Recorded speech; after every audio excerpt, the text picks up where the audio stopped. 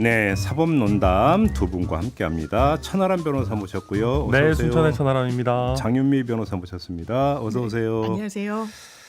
자, 오늘은 12구 참사 수사부터 좀 당연히 좀 짚어야 될 것 같은데요. 일단 좀 총평부터 좀 일단 해보죠. 수사 방향을 좀 제대로 잡고 있다고 생각하십니까? 저는 제대로 잡고 있지 않다라고 생각합니다. 어떤 왜냐하면 점에서? 벌써부터 그 현장에 있었던 경찰 인력에 대해 책임을 물리는 거 아니냐. 저는 제가 느끼기에는 그 단편적인 예가 류미진 112 상황관리관 있었잖아요. 그 당시에 그 상황실에 있지 않았습니다. 그게 물론 뭐 야근 개념, 특근 개념으로 총경이 서울 경찰청에 소속된 총경들이 돌아가면서 뭐 휴일 특근 개념으로 하는 거라고 하는데 어제 경찰이 이렇게 얘기했어요. 혐의를 업무상 과실치사상과 직무유기 같이 들여다보다가 직무유기만 남기기로 했다. 왜냐하면 그 상황을 제대로 인지하고 있지 못했기 때문에 그리고 보고도 제대로 받지 못했기 때문에 사망에 대한 어떤 책임까지 물리기는 어렵다라는 취지. 이 말인즉슨 총경급 보고를 제대로 받지 못했다. 현장 상황을 인지 못했다라는 이유로 이렇게 혐의가 쪼그라들게 되면 그 윗선으로의 수사는 사실 기대하기 어려워 보이는 국면이다. 이거 다른 방향을 좀 모색해야 된다라는 생각이 듭니다. 아하, 예. 일단 좀 천하람 변호사 총평부터 좀 법률적으로는 어쩔 수 없습니다. 법률적으로는. 네, 법률적으로는 구체적인 사실을 인식했었어야 됩니다. 네, 근데 업무상 그러니까 과실치사상이 성립이 되기 위해서. 네, 왜냐하면 내가 이러한 행동을 하지 않으면 사람들이 돌아가실 수도 있다라는 거를 인식 가능하고 회피 가능해야지 업무상 과실치사상이 성립을 하는데 저는 뭐 그렇기 때문에 저는 사실 좀 이해는 안 되는 게 112 상황실 이제 상황 관리관이잖아요. 그 사람이 자기 사무실에 관행상 있다 칩시다. 왜 누구 하나 뛰어가서 그 사람한테 위급 상황이라고 말하는 사람이 없어요. 그러니까 만약에 누구 하나가 뛰어가서 그 사람한테 이거 위급 상황입니다 그랬는데 그 필요 없고 나는 여기 내 사무실 잠이나 잘난다 이랬으면 업무상 과실치사상이 됩니다. 내지는 자기가 보고받고 뭐 굉장히 잘못된 판단을 해서 이거 뭐 별거 아니네 윗선에 보고도 안 할 거야 이랬으면 업무상 과실치사상이 되는데 아예 보고를 안 받았다면 이 사람은 이태원에 대해서 아무것도 모르고 있었던 거예요. 만약에 그게 사실이라면. 그러니까 쉽게 말하면 과실을 범할 여지도 없었다. 그렇죠. 과실을 범할 기회조차 없는 상황이 돼버리는 건데 그래서 저도 일단 이게 좀 층위를 나눠서 봐야 될 것 같은데 이게 법률상 책임을 묻기가 되게 어려운 그런 상황으로 갈 수도 있습니다. 왜냐하면 일선에서 열심히 뛰어다녔던 분들은 나름대로 본인이 가용 가능한 시간과 노력의 범위 안에서는 열심히 뛰어다녔을 거예요. 여기서 네. 그러면 답답한 지점이 나오는 게 도대체 뭐 하고 있었느냐라고 하는 이야기에 있어서 가장 핵심적인 부분이 그 많은 사람들이 112에 전화를 해서 그렇게 도움을 요청을 했는데 전부 다 그러니까 무시했다라고는 바로 여기서부터 시작이 되는 건데 이거에 대해서 법률적 책임을 물을 수가 없어 버리면 뭐에 대해서 그러면 책임을 물을 수 있느냐라고 하는 문제가 발생을 하는 거잖아요, 사실은. 그래서 저는 국정조사가 더 필요하다고 생각합니다. 지금 그래서, 수사에 방해된다. 수사를 먼저 지켜보자. 저는 변명되지 않는다라고 생각하고요. 직무유기, 지금 업무상 과실치사상 천 변호사님 말씀 주신 대로 이게 의율하기가 실제로 공소유지가 제대로 안 될 수가 있어요. 법률적으로는. 네, 직무유기는 그리고 벌금형이 없습니다. 1년 이하의 징역형으로 돼 있어서 업무상 과실치사상보다 법정형 자체는 낮지만 이게 벌금형이 없다 보니까 바로 공무원으로서는 뭐 파면 이런 징계로까지 이어질 수가 있는 좀 무거운 처벌이에요. 그리고 판례를 보더라도 굉장히 요건이 까다로워요.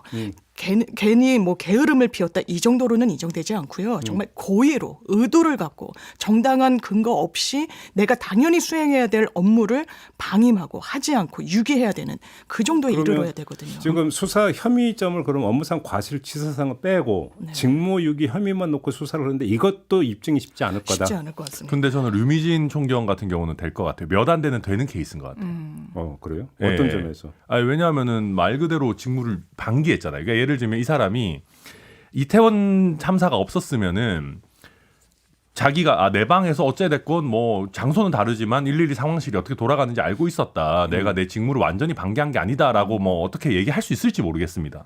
뭐 전산망 같은 게 있을 거 아니에요. 뭐 그거 띄워놓고 나는 보고 있었어. 뭐 큰 문제 없었어. 이러면은 직무유기가 안 되는데 이 사람은 그걸 봤다고 하면 업무상 과실치사상이고. 쉽게 말하면 그 근무지 그러니까 이탈이 그렇죠. 해당될 수 있다는 거죠. 예를 들면 자기가 112 상황을 모니터하고 있었다라고 하면 그것도 문제고 내가 모니터를 안 하고 있었다고 하면 그건 사실 직무유기니까 류미진 총경 같은 경우는 약간 외통수에 있는 거는 맞는 것 같은데 그런 점에서는 근데 이제 그 외에 저희가 좀 주의 깊게 봐야 되는 거는 용산구청장 그러니까 구청장도 그때 당시 상황을 어느 정도 인식했다는 거 아니에요? 권영세 장관한테는 보고했다는 거 아닙니까? 근데 제대로 아무것도 안 했다는 거잖아요. 자기 가용 가능한 인력이 무조건 있거든요. 구청장 정도 되면. 그러니까 저는 구청장의 법률적인 책임을 좀 따져보는 게 필요하다라고 보고 그 위에 이제 용산 경찰서장도 제 생각에 문제될 수 있고 이 사람도 그걸 알고 나서 처리 이런 게 굉장히 이상했으니까. 아니 그 양반은 보고 받은 다음에 그 취했던 행동만 놓고 보더라도 문제가 좀 심각한 거로 봐야 되는 거죠. 거기는 좀 심각한 것 같고 근데 이제 그 위에 서울청장이랑 경찰청장까지 어떻게 문제를 삼을 수 있을 거냐 아니 하면 저는 좀 법률적으로는 쉽지 류미진 않죠. 상황관리관조차도 그렇다면 뭐 그 윗선은 더 말할 이유도 없는 거 아닙니까? 네, 보고를 아예 못 뻗어나가기가 받은 좀 거 어렵고 같으니까. 그러니까 뭐 행정안전부 장관에 대해서 또 수사 선상에 올려야 되는 거 아니냐 뭐 이렇게 얘기하지만 뭐 컨트롤타워 대통령실까지는 경유해서 올라가기가 최소한 수사로는 어려워 보입니다. 근데 그래서 이게 우리 사건 같은 경우에 이 참사 같은 경우에 법률적인 책임과 정무적인 책임을 잘 발라서 봐야 되는 사건입니다. 그러니까 정책 책임은 좀 이따 한번 얘기해요. 예. 일단 여기서는 법률적 책임으로만 한정을 해서 봅시다. 법률적 책임으로만 한정하면은 제 생각에는 정말 협소합니다. 이 그러면 참사는. 예를 들어서 용산 소방서장 같은 경우도 오히려 그러니까 소방대원들이 지금 반발을 하고 있거든요. 그렇죠. 현장 몰라서 저런 얘기하고 있다. 아까 예, 저희도 예. 인터뷰를 했는데. 예, 당연히 그런 반발 나올 수밖에 없습니다. 지금 현장에 예. 나갔던 소방관, 경찰 분들한테 책임을 지울 사안이 아니에요. 이게 법리적으로 까다롭다고 하지만 저는 수사는 이게 윗선으로 뻗어 나가는 게 아쉽다는 것이지 당연히 통상적이라면 수사를 해야 된다라고 봅니다. 지금 법적 근거가 없다 이렇게 얘기하지만요. 그렇지 않습니다. 행정안전부 장관 특히 제일 타겟팅화돼 있기도 하지만 물러서지 않겠다는 의지를 사실상 표명하고 있잖아요. 네. 정부조직법에서 행정안전부 장관에게 의무화하고 있는 규정이 있습니다. 그런 규정이 있기 때문에 내가 이게 없다? 왜냐하면요. 이 정책의 수립, 안전재난에 관한 정책 수립, 총괄, 조정, 비상대비책, 그리고 민방위 및 방제에 관한 사무를 관장하는 책임자로 규정돼 있어요. 그럼 바로 그 부분에서 직무유기에 해당될 수 있다. 저는 들여다 봐야 된다라고 생각합니다. 당연히. 근데 그게 이제 직접적이지가 않아요. 그래요? 네. 그러니까 행정안전부 장관이 이 참사에 대해서 알았을까? 저는 매우 회의적으로 봅니다. 그러니까 발생 보고 자체도 늦게 받은 사람인데 이 위험성에 대해서 제대로 된 보고를 받았을까? 그러니까 이게 저는 물론 그 용산 경찰서와 용산 구청의 안일함이 되게 컸다라고 보지만은 그 안일함이 너무 컸다 보니까 윗선까지 가지도 않은 사건인 것 같아요. 이거는 좀 단순합시다. 그러니까 네. 처음에 나왔던 가장 핵심적인 지적은 엄청난 인파가 몰릴 걸 충분히 예상을 했음에도 불구하고 왜 충분한 경비 인력을 여기에 투입을 맞습니다. 하지 않았느냐. 네.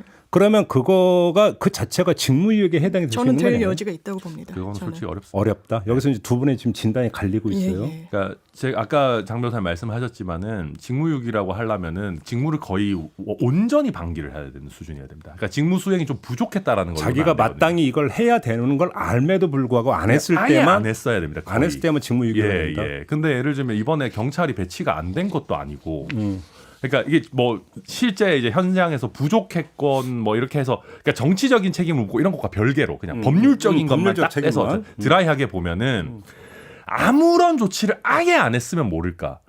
근데 이 사건 같은 경우는 극단적으로 얘기해서 이거 사고가 날 거라는 거의 100% 확실한 첩보가 있고 그 다음에 거의 아무것도 안 했었어야지 법률적 책임이 성립이 되는데 예방의 측면에서는 그러니까 사고가 거의 발생할 것 같습니다. 112 대응을 못한 거는 조금 더 당연히 대응의 필요성이 커지고 거기에 따라서 직무유기 가능성이 높아지겠지만 예. 예를 들면 한 며칠 전에 대응책을 세우는 거는 그만큼 재량의 여지가 넓거든요. 그러니까 그러다 보니까 그 부분에 대해서는 직무유기 성립하기 더더욱 어려워집니다. 이게 업무상 과실치사상 되려면 회피 가능성, 예견 가능성 이런 요건이 필요해요. 회피 가능성 이것을 충분히 회피할 수 있었는가 제대로 대응했으면 그렇다면 전례라는 게 있는 겁니다. 이 행사, 이 공간에서 치러지고 많은 인파가 운집하는 상황이 올해만 처음 발생한 게 아니잖아요. 네네. 전례가 분명히 있습니다.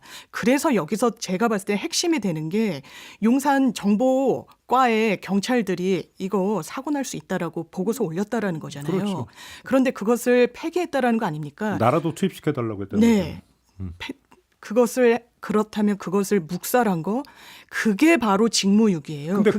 근데 네. 그 직무유기 책임은 그러니까 경찰서장으로 한정이 될 수가 있는 거잖아요. 그 더 지점에서. 나아가지 못할 수도 있다 네, 이 말씀이신 거죠. 그 용산서 살펴봐야 안에서 맞습니다. 발생한 일이기 때문에. 네, 그래야 될 것 같습니다. 근데 그러니까. 용산서는 또 서울경찰청에 유사하게 보고서를 올렸다라고 이야기를 하고 있고 서울경찰청은 또 아니다라고 진실게임 비슷하게 되는 부분도 그거는 그럼 이제 있어서 팩트 그러니까 확인으로 예, 남는 부분인데. 그렇습니다. 근데 극단적으로 그 보고서가 서울경찰청에 올라왔다 쳐도 그것만 가지고 저는 직무유기가 정치적으로 그것만 잘못한 있지 거 치고 않습니다. 예, 네. 정치적으로 잘못인 거 치고 저는 그것만 갖고 법률적으로 직무유기 기소하면 저는 무죄 나올 것 그것만 같은데. 있지 않습니다. 예, 그러니까 그런 보고만 있었던 게 상황 아니니까. 판단 미스로 인해서 뭔가 제대로 조치를 하지 않은 것 자체가 직무유기는 아니다. 지금 그 말씀이신 맞습니다. 거잖아요. 예. 선언의 예. 말씀은.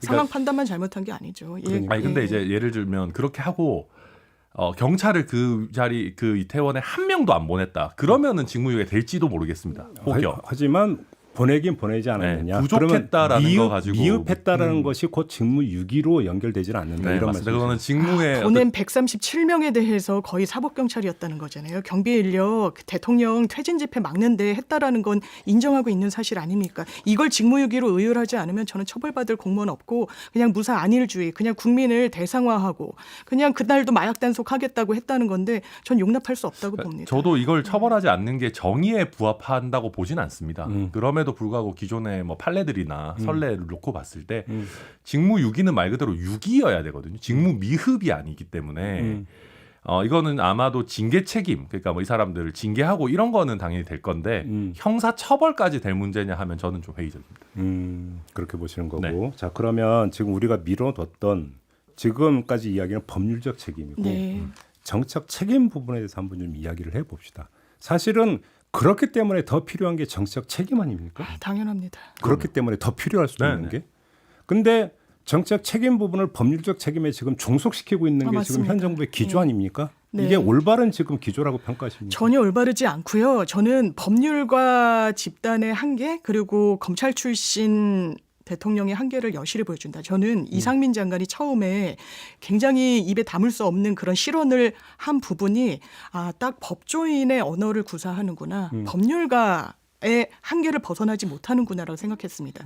단면이 희생자라고 얘기하지 못하는 거예요. 사망자라고 가치 중립적이라고 이야기를 하면서 그 용어를 쓰겠다는 겁니다. 참사라고 이야기하지 못하겠다는 겁니다. 왜? 참사라는 건 뭔가 인정하는 것 같거든요. 사고라고 쓰겠다고 합니다. 이게 이를테면 법률가의 언어인 거예요. 그걸 원하지 않습니다. 국민들이. 지금 대통령한테 대통령 마치 본인은 그 선 밖에 있는 것처럼 경찰을 향해서 반말조로 비난에 가까운 비판을 하는데 지금 그럴 때입니까?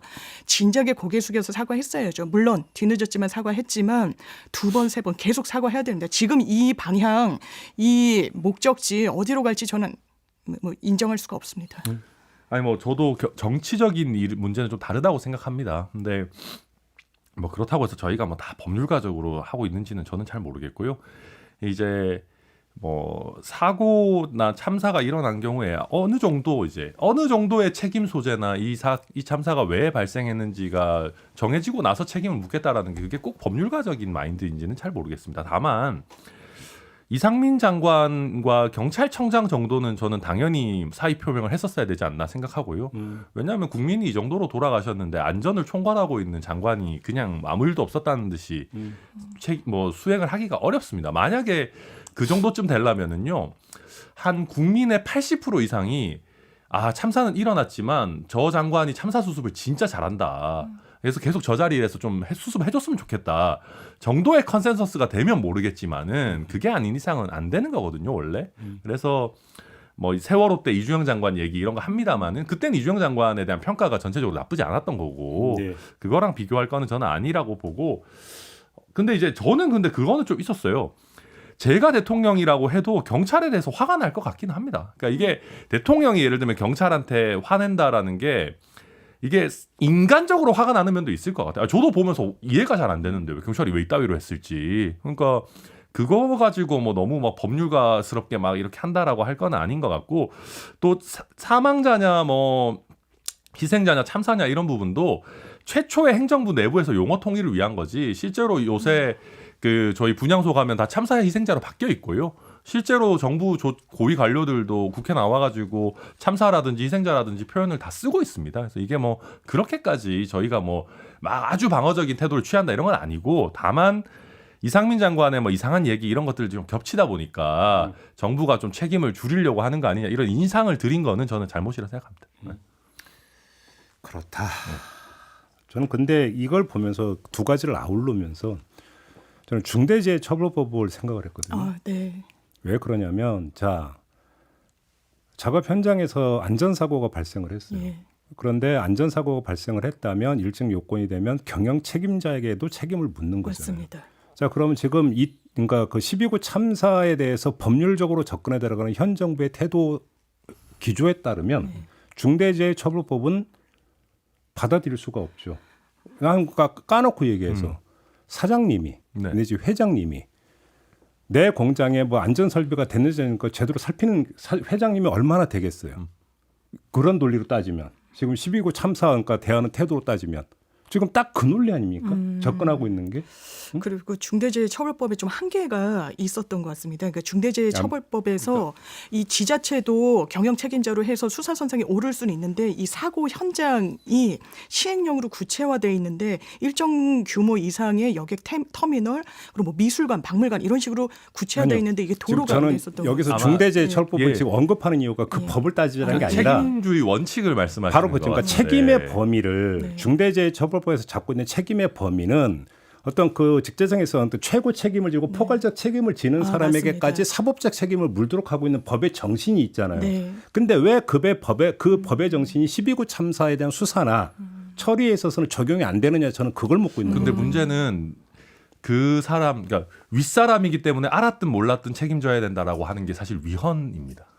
그래요. 아, 저 그렇게 그러니까 저희가 정치 영역까지 거론하는 거죠. 네, 그러니까 이게 정치적 책임이나 징계 책임이나 민사상 손해배상 책임은 모르겠는데 형사 책임을 네가 알았든 몰랐든 책임져라라고 하기 시작하면은 이거는 위헌으로 갈 수 있습니다. 기본적으로 집권 세력은요 국민의 생명 안전에 대해서 무한 책임을 지는 겁니다. 거기엔 이론을 달 수가 아니 근데 없다고 무한 책임을 생각합니다. 지는데 예를 들면 대통령이 이걸 알았든 몰랐든 감옥 가라는 거는 아니잖아요. 제일 먼저 알았다는 거잖아요. 11시 1분에. 아니 그러니까 아니 사고를 막을 수 있었어야 이 사고를 막을 수 책임을 있었어야죠. 당연히. 아니 그럼 이 네. 사건으로 대통령이 감옥 가야 된다 생각하세요? 아니 저는 감옥 가는 게 아니라 수사해야 된다고 봅니다. 아니, 대통령실에 말이 대해서 안 되잖아요. 아니 뭐 컨트롤 타워 수사까지는 할 기능을 수 있다 못한 부분에 치지만 대해서 대통령이 직접 몰랐는데 이거를 감옥 가라고 얘기하는 거 아닙니다. 아니 직접 몰랐는데도 처벌을 받아야 된다고요? 몰랐다고 얘기하지 않잖아요. 그리고 예견 가능했잖아요. 아니 예견을 이게 어떻게 해요? 계속 있었던 게 이태원에 아니잖아요. 대해서 이게 대통령이 보고를 받았습니까? 대통령이 무슨 신입니까? 그 아니, 그렇게 정도도 따지면 못하는 게 대통령이- 대통령입니까? 그러면 아니 그게 아니라 자 좀 대통령이 지금 이해가 안 되는데요. 아니 예. 자 대통령이 보고를 직접 받았습니까 이거에 대해서? 자 그러면 여기서 하나만 제가 그럼 또 예를 하나 아니 이거는 들게요. 말이 안 되는 거죠. 이거는 헌법상 책임 원칙에 완전히 반하는 거죠. 아니, 그럼- 우리 헌법상 책임 원칙은 본인이 예견 가능하고 회피 가능한 범위 내에서 형사 책임을 지라는 겁니다. 그 논리라면 어떤 보고도 받지 말아야죠. 왜 사후 책임을 지지 자, 않아야 될까? 그러면 보고를 받지 여기서- 않아야 아니, 되니까. 그게 문재인 그건 정부가 말도 되지 문재인 않습니다. 대통령이 그렇게 굉장히 알겠습니다. 많이 했던 자, 거죠. 두 분 잠깐만 조금만 아니, 진정해 말이 안 되는 주시고요. 얘기인데? 예. 조금 전에 이제 그 천하람 변호사가 했던 얘기 중 중요한 단서가 저는 하나 있다고 보는 게 그러니까 사법적으로 책임을 묻는 거와는 별도로 징계라고 하는 얘기를 그럼요. 했었습니다. 예. 자, 그럼 한번 우리가 비근한 그런 예가 많이 있어요. 어떤 공직자가 비위 행위를 저지르고 이랬을 때 그 상급 지휘자에게 지휘 책임을 물어서 징계를 내리는 경우가 있지 않습니까? 그렇죠. 그렇죠? 이거는 아무 문제가 없죠. 네. 그러면 그 차원에서라도 이상민 행안부 장관에 대해서 정책 징계를 그러니까 물을 수 있는 거 아니겠습니까? 그래서 경질하라는 얘기가 나오는 그러니까요. 겁니다. 네, 당연한 그런데 문제는 문제죠. 이조차도 받아들이지 않고 있는 윤석열 대통령의 처사가 온당한 것이냐 이 문제는 따져봐야 되는 거 네, 아니겠습니까? 그래서 저도 정치적으로는 경질하는 게 좋다고 생각하고요. 그래요? 왜냐하면은 이게 특히나 형사적으로 문제 삼기 어려운 문제이니만큼 저는 정치적 책임은 더 폭넓게 묻는 게 맞다라고 생각합니다. 그리고 근데 아무튼 그러니까 우리가 또 한 가지는 이 부분은 있을 수가 있을 것 같아요. 그러니까 참사 직후에 더 많은 경찰력을 배치했더라도 뭐 어쩌고저쩌고 했던 발언이 있죠. 네.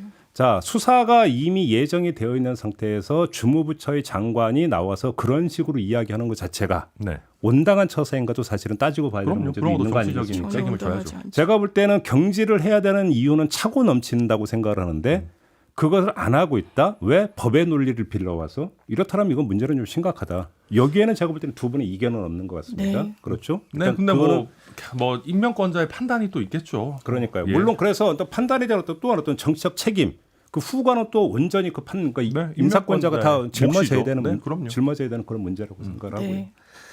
알겠습니다. 근데 이 문제 그러면 좀 약간 각을 바꿔서 지금 그 셀프 수사 이야기가 나오고 있잖아요. 네. 그래서 이건 특검으로 가야 된다. 내지 국정조사까지 병행해야 된다는 지금 주장이 나오고 있는데 이건 어떻게 보세요? 저는 당연히 필요하다고 봅니다. 지금 경찰이 압수수색 지난 2일에 할 때요. 용산 경찰서장이랑 서울 경찰청장실은 쏙 빼놨었어요. 이건 있을 수 없다라고 보고 이 6일 뒤에 뭐 했다라고는 하고 55곳으로 넓혀서 했는데 지금 경찰이 수사하는 거에 대해서 많은 국민들이 저는 신뢰를 보여주고 있지 않다라고 생각합니다. 기본적으로 수사선상에 올라야 되는 입건해야 되는 서울경찰청장 입건했어야 되는 거 아니냐라고 하는데 6명에는 또 빠지기도 했고요. 그리고 윤희근 경찰청장도 아마 뭔가 부적절한 부분에 대해서 들여다볼 여지가 상당히 있는데 그 부분과 관련해서도 경찰이 어느 정도는 할 수 있을 것이냐. 물론 특수본과 관련한 내부 규정을 보면 경찰청장에게 수사 상황에 대해서는 보고하지 못하도록 돼 있긴 합니다. 그런데 윤희근 경찰청장이 국회에 나와서 하는 말을 보면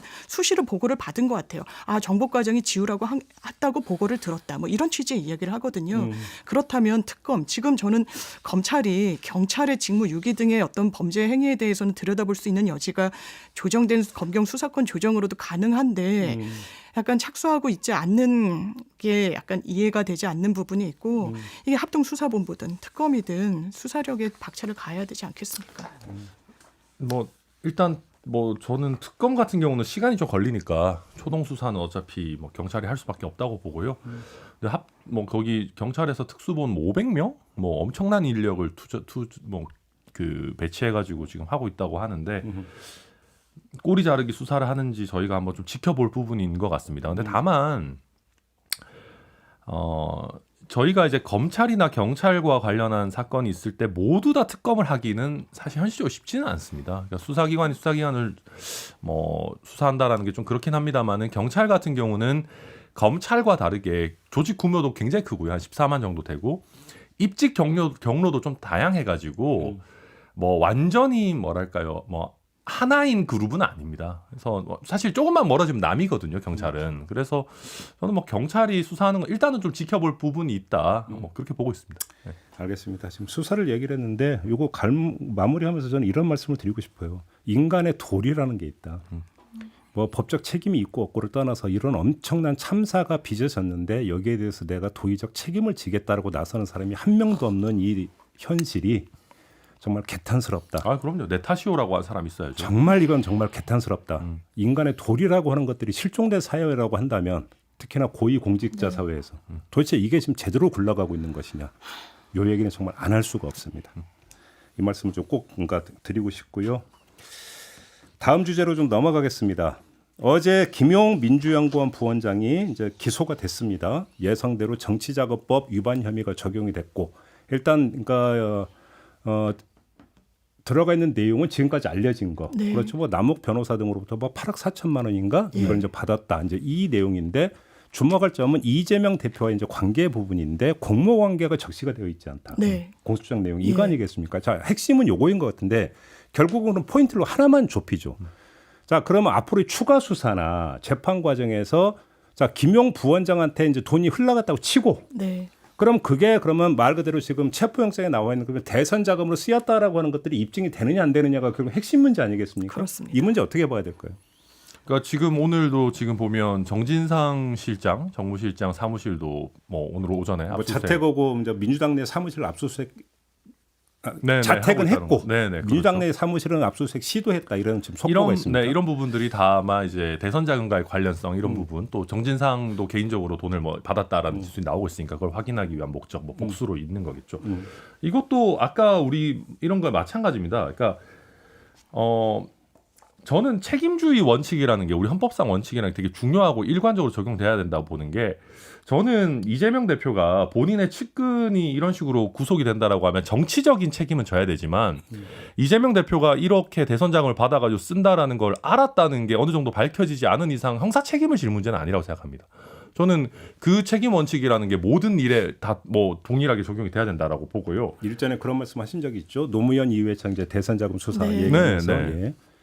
그래서 이게 이재명 대표가 실제 알았다라는 걸 증명하려면은 제가 지난번에도 말씀드렸지만 거의 김용의 진술 정도가 나오거나 김용으로부터 돈을 받은 사람들이 아 이거 이재명 대선 자금인 거를 알고 받았다라는 정도의 얘기가 나와야 되는데 그거는 간단한 부분이 아닐 겁니다. 그래서 검찰에서도 그런 부분들 고려해서 이재명 대표를 공범으로까지는 그냥 이재명 대표의 대선 자금으로 썼다라는 정도로만 한 거 아닌가라고 생각이 되고 뭐 그렇습니다. 근데 그럼에도 불구하고 이게 아까도 우리 서두도 계속 이제 법률적 책임과 정치적 책임의 분리를 얘기했는데 이거는 정치적인 책임은 엄청 크죠. 아니 내 측근이 이 정도로 돈 받았고 뭐하고 했다라는 거 나오면은 야 이걸 어떻게 버티나 이재명 대표도 대단하시다는 생각도 듭니다. 네. 지금 공소장 전문이 공개되진 않았고 이제 그 편린들만 보도가 되고 있는데 이재명이라는 이름이 56번이 나왔다는 겁니다. 그럼에도 불구하고 공모관계로는 적시하지 못했다는 거고 액수도 뭐 8억 4,700만 원이라고 했는데